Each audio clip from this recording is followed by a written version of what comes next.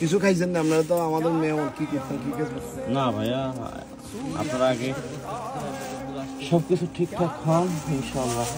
তারপরে আপনারা আসছেন কিছু, আপনারা তো আমাদের মেয়ে মনে এখন তো আসলে একদম যে কোনো টাইমে ইনশাল্লাহ চলে যাবেন, যে কোনো টাইমে আসুন। গুণ আছে, 2 বের করে খাওয়ারও দিচ্ছে। এইবারের মালিক আপনি না ভাইয়া? জি আলহামদুলিল্লাহ, আল্লাহ আপনাদেরকে হেফাজত করে, যেখান থেকে আসছেন দোয়া করি আল্লাহ আপনাদের না দিছে মামা 2 বের করে দিয়েছে। আজকে বিল্ডিং কিছুই নাই মামা, আমারে খুব কষ্ট করে দিয়েছি, ওয়াইফেরে দিয়ে এসছি। আল্লাহ আপনাদের, আপনারা ঢাকা থেকে আসছেন, আপনাদের আমার নাম মিরহনজি। আমার আম্মা অসুস্থ খুব, আর ভয় পাই গেছে, এগুলা দেখি খুব ভয় পাই গেছে।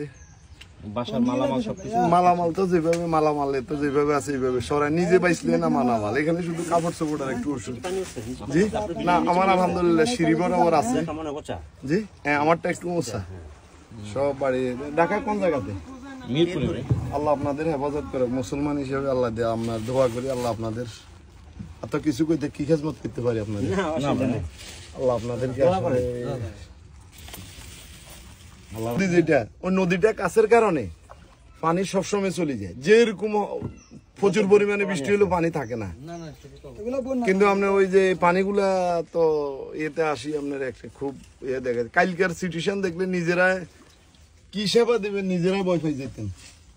বুড়া মানুষের শিখরা, বাচ্চাদের শিখরা, অসুস্থ মানুষের ইয়ে দেখলে আল্লাহ ভয় পাই গেছে।